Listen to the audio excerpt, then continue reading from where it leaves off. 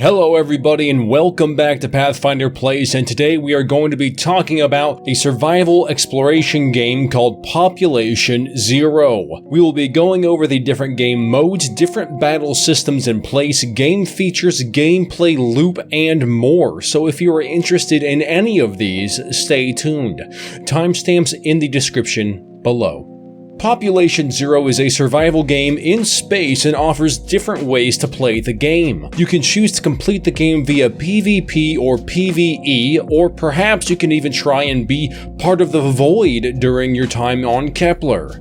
I know this is all very confusing to those who don't know about the game, so let me break things down for you guys and get you up to speed. In Population Zero, you play a shipwrecked adventurer who is now stranded on an unknown world known as Kepler. You have 168 hours left until human extinction, and the whole goal of this game is to repair the reactor and restart your hibernation pod to save yourself. And if you fail, you become a creature of nightmares. So you have 168 hours to try and save yourself. That is a real-time 168 hours or 7 days. When you start your first, what they call, cycle, you will join the standard PvE mode, which hosts the following features. Players cannot damage each other or inflict status effects. Players cannot loot each other's bodies. Players cannot interact with other players' items like chests, cocoons, or buildings. When players reach maximum mutation level, they will transform into the void. We will talk about that later, don't worry. If you die in the void, your cycle ends. You gain experience by completing main quests and killing enemies. The whole point of them making you start on the standard PvE cycle is to simply get you familiar with the gameplay, mobs, items, abilities, and just the feel of the game in general. You begin your game in an instanced training dungeon called the Drop Zone, where you will get the hang of these features. Now, besides just the PvE mode, the developers have also implemented a PvP mode as well. In order to get this mode, you must reach account level 2, which is super doable by just playing the game and completing main quest lines. Here is what the PvP mode offers players. Players can now do damage to each other and inflict status effects on each other. Players can now loot other players' corpses and chests, destroy their buildings, cocoons, and more. Loot drop is dependent on gear rarity. The better the gear, the higher the chance of losing it. Upon death, players lose all their resources.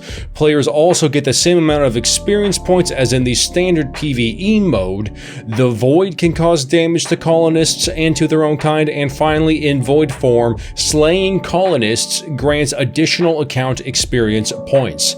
So obviously one mode is more hardcore than the next. In PvP mode, you will have to worry about 100 plus players as well as the monsters and void coming after you. But as survival gamers, we know that great risk means great rewards. Along with the generous giving of these two modes that support these two preferred playstyles, they have given us even more modes called cycle alterations. There is one for PvE and PvP, and I will describe them now. The PvE cycle alteration will offer a different questline with an unexpected plot twist and 150% XP bonus for completing the cycle. The PvP cycle alteration will be even more hardcore and turn the game into a roguelike experience by introducing permadeath.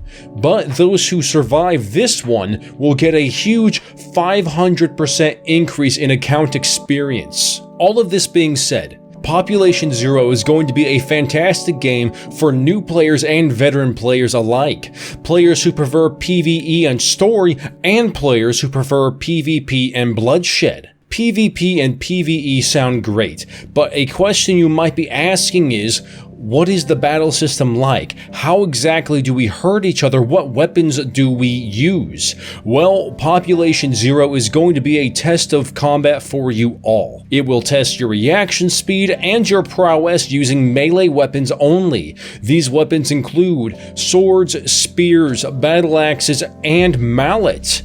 Each weapon has its own unique animation, timing, swing speed, damage, and with different weapons come different opportunities to link attacks to make combos.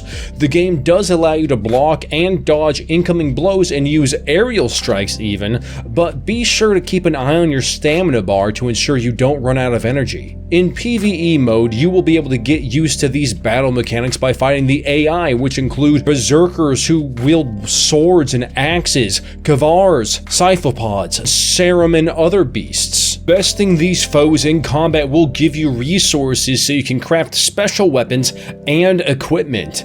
In PvP mode, it is the same way, only you need to worry about the players as well. So, the question now is, what about the Void? I have mentioned it a few times now, so here you go. The Void is different depending on the mode you're playing in, whether that be PvE or PvP. Multiple consecutive deaths will increase what they call mutation level. Once your mutation level hits the required level, your character will turn into a crazy powerful creature called the Void. If you are playing in PvE, this ends your cycle due to not being able to damage other players. However, in PvP, this is simply a new beginning. Once you turn into a Void in PvP, you get a whole new set of skills and a new objective: kill all the colonists.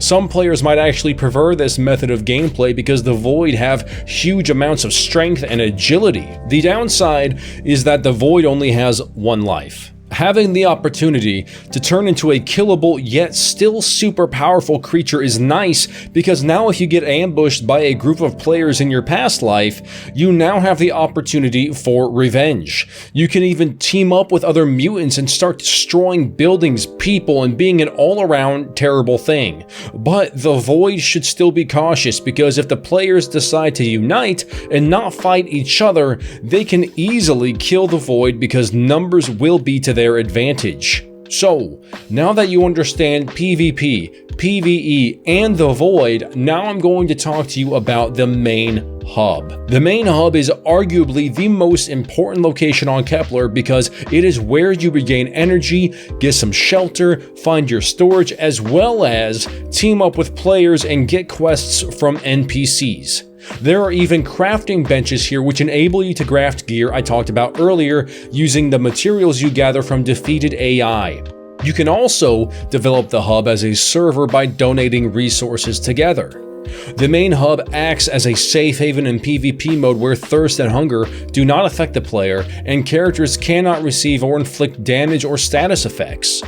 There is more to this game though than just combat and safe zones. There are other things to consider, such as technologies and perks. Population Zero is an exploration game at heart, and while you are out exploring and defeating enemies to gain resources and experience, you will also gain new technologies and acquire new abilities or perks. This gives the player a great and unique way to build their character. You are able to gain technology points and perks by completing various actions and activities in-game, like visiting points of interest, defeating monsters, gathering resources, and crafting.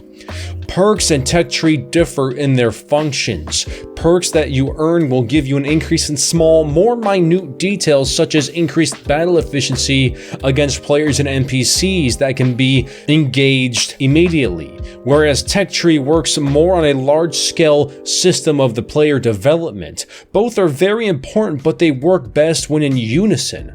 While you explore and gather resources and begin to understand your playstyle, you have the opportunity to learn different disciplines. These include botany, zoology, geology, and surveying. These are very important because it allows you to create a character roadmap before you even begin your adventure. Now let's talk about the gameplay loop. We have already covered a lot about how the game will play out, but let's get into a bit more detail specifically about the gameplay loop.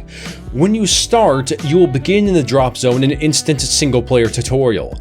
After that, you will begin your first legit cycle, which is 168 hours or 7 days. 7 Earth days is 1 light day on Kepler, by the way. During the cycle, you will be able to do quests, explore the planet, engage with the monsters, the fauna, and the players, and much more. Each cycle will reward players the more they play. The rewards in this case are account experience, which are required to unlock new modes, mechanics, and further enhance the gameplay.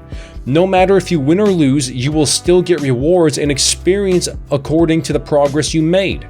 Now, when you join a new session or cycle, players will be matched according to their current account level. I like this game loop a lot because it is clear and understandable. Oftentimes in survival games, the players criticize the game developers for not implementing a clear objective besides basic survival goals of the player themselves. There is no escape, it is just survive in this wasteland for as long as you can, and that's it. And oftentimes, if there is a long-term goal in the game, it is too time-consuming for people who actually work for a living. Another thing that survival games make their players suffer through is the steep learning curve they create. None of these are fun, and what Population Zero is seeking to show is that it's not necessary. This is why they implemented a 7-day cycle which allows everybody to progress to a certain extent no matter what. This doesn't imply that a gamer needs to play all the time, but instead that the progress you make will depend on what you were able to achieve by the end of the cycle during the time you are able to play. Then you get rewards based off the previous cycle and do it again, only this time bigger and better.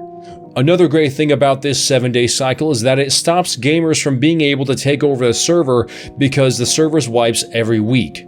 This gives players a kind of freedom in making mistakes and trying new things because they know they can start stronger the next week. So how many ways are there to finish a game cycle? Well, currently there are 4 ways. Number 1, you can complete the main objective and survive. Number 2, you can fail the main objective and die.